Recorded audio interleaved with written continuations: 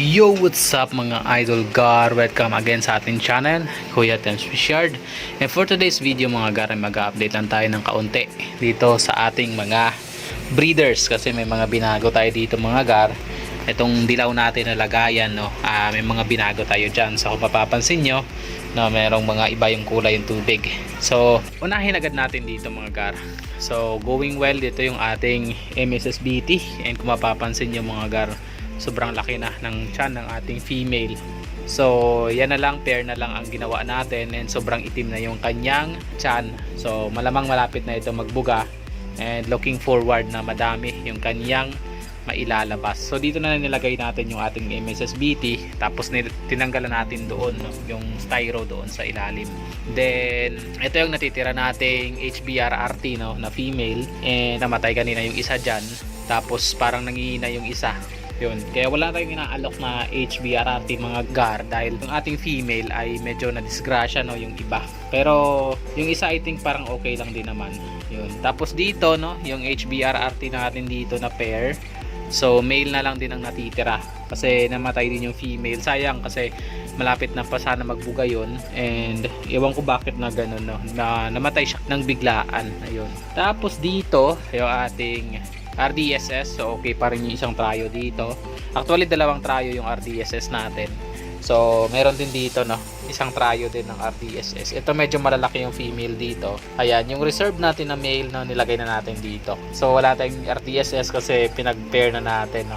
Tapos yung project natin dito, I think malaki na ulit yung tiyan. So nandun yung kanyang male. So ito siya, female. Yun, pang ilang batch niya rin yan, and mas madami talaga ito magbuga yung project natin. Kaso parang wala pa, no? Masyadong madilim pa yung kanyang mga binubuga. Malayo pa yung ating gustong mangyari. Tapos dito yung silver belly koi natin, nagbubuga ito ng pakunti-konti. Konti-konti lang talaga. So far okay pa naman sila, no? Apat pa rin sila dyan. So nandun yung dalawa sa dulo, nandito yung dalawa, and isa lang yung female. Ito yung ating P-dirt koi, no, nagka-drops yung male nito, and so far okay naman yung ating female. Ganda ng pagkakakap niya sa ulo, no, laki. Bumuga siya kanina, no. Ang laki ng tiyan niyan kahapon, tapos kanina nilabas niya na yung kanyang mga fry, and kunting silipin lang natin. So nandito, no, yung kanyang fry. Ayan, no, mga mahigit 20 yung kanyang binugahan doon sa dulo. Ayan, dito yung iba. Ayan.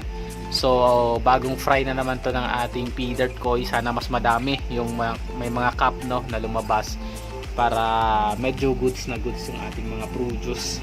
Etong sinasabi ko na mga fry, no, ng ating silver belly koi. So meron yan dyan silang piraso, and sana maganda yung kakalabasan nito, dahil yun lang talaga ang silver belly koi natin. Wala tayong ibang parrots nun. Tapos dito yung aking ABT, no, na breeder na dalawang female na lang yung natitira.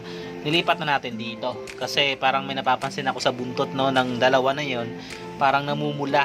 Parang nagka-fin rot sila dahil napakalapad yung grabe yung buntot niyan. And nilagyan natin to ng methylene blue. Ayun, nandun yung isa sa may dulo na lalaro sa mga bubbles. Yan. So okay lang naman sila, kumakain naman, kaso yun lang, may fin rot lang talaga. So nilagyan natin ng methylene blue, and bukas water change natin to ulit, araw-arawin natin para matanggal yung fin rot. Sayang kasi. Tapos dito, no, ito yung Santa Claus natin na ribbon jeans na dalawa. Nilagyan natin siya ng isang male, no, na ribbon. Ayan, hindi ko alam kung makakapag-breed tong mga to.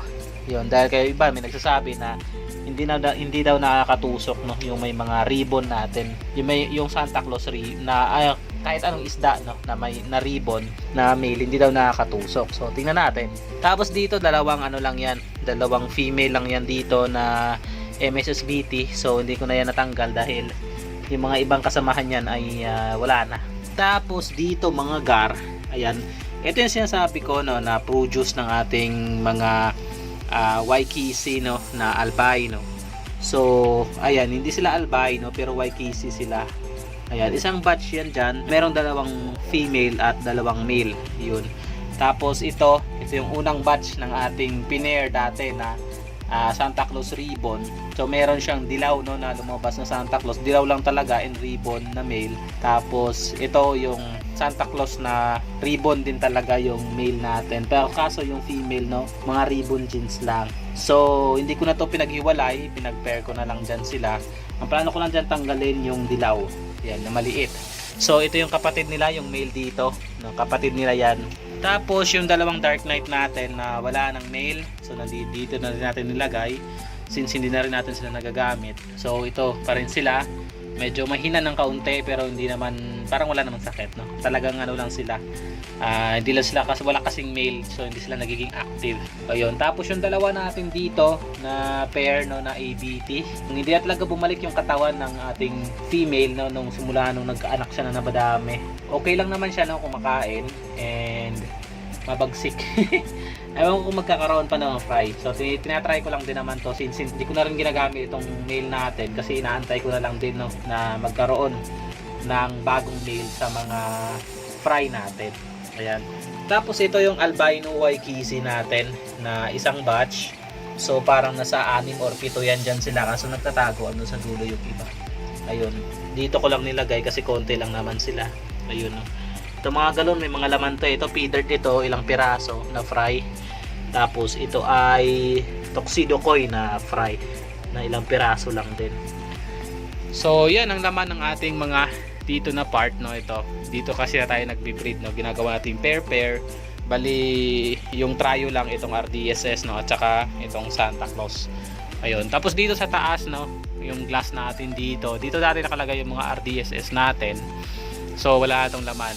Ito yung feathered koi natin, na kapatid ng binenta natin ng mga koi jeans no na na-sold out din kaagad. So ito yung mga kapatid nila. So ito yung mga successful talaga na naging feathered koi. Ayan.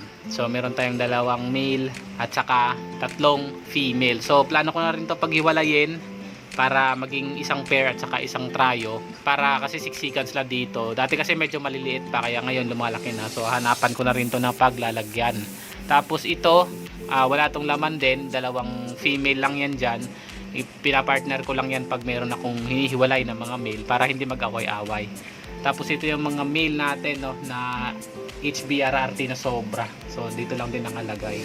Sa ngayon no, yung mga available natin mga gar is itong ating tuxedo koi na short body. Hindi siya super short no.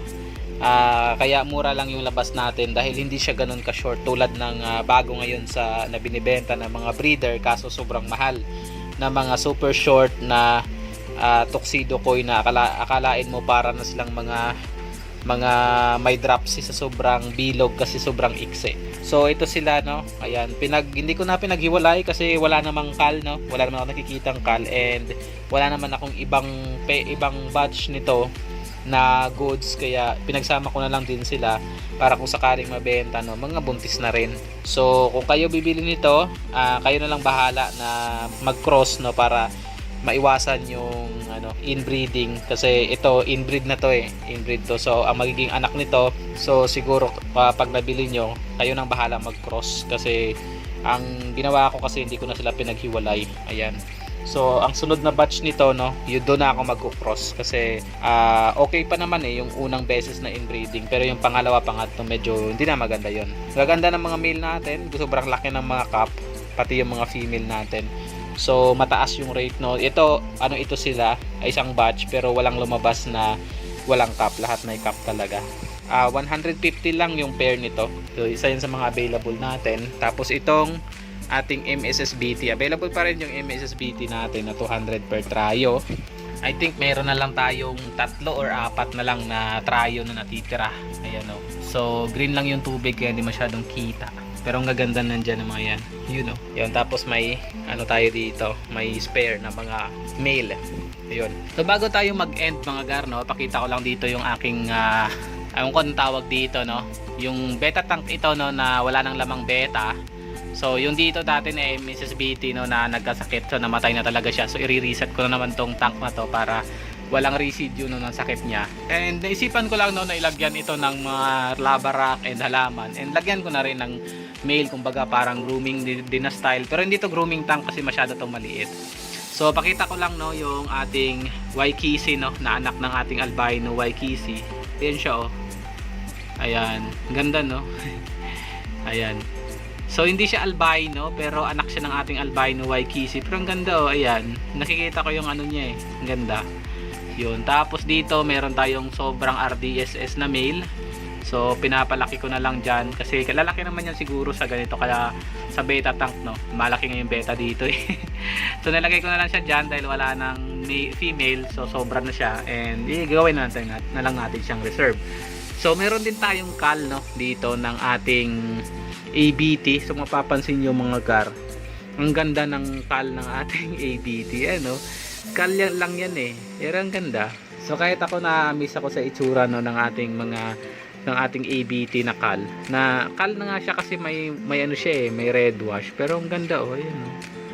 'Di ba? Para siyang naging fiery gano'n na style na ABT yung kanyang ulo hanggang sa kanyang dorsal, pero pagdating sa kanyang buntot, may parang pula. Ganda no? Ayun siya oh. Ayun, na-amaze lang ako mga gar. Actually madami pa yan sila dito no. Dito yan eh, ayan sila oh.